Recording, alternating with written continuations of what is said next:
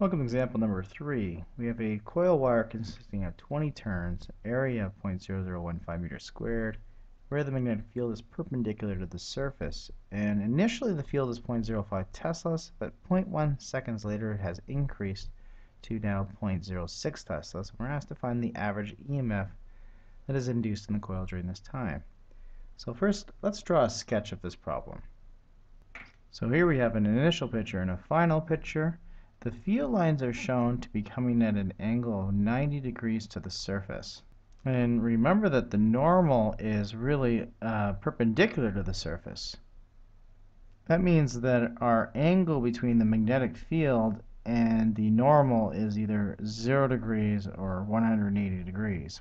It really doesn't matter, because if you take the cosine of that, you're still going to get the same answer of 1 or -1, and we're just looking for the magnitude of the EMF.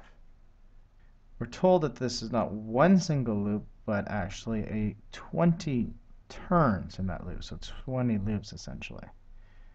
We're told that the area of the loop that is bound, or the area that is bound by the loop, is equivalent to 0.0015 meters squared.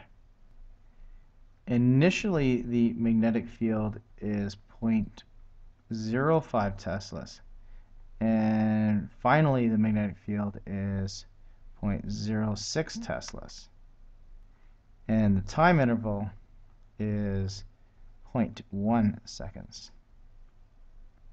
To find the magnitude of the EMF, we would use the following equation: N times for the number of turns times the absolute value of the change in magnetic flux divided by the time interval, where we know that the magnetic flux is equal to BA times the cosine of the angle theta. Remember that theta is 0 degrees, so it's really just BA, because cos of 0 degrees is 1. The EMF is that number of turns multiplied by the change in that flux, which is the change in B times A divided by the time interval. But area is not changing, so we can pull that out. So our EMF is really N times A times the change in B divided by the change in T, the absolute value of that.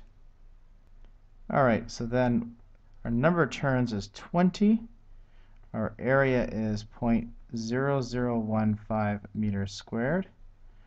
Our change in magnetic field is 0.06 teslas minus 0.05 teslas, and all of this is being divided by a time interval of 0.1 seconds. So go ahead and put it in your calculator.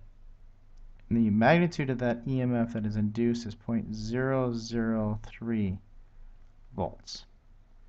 And that's it for this example.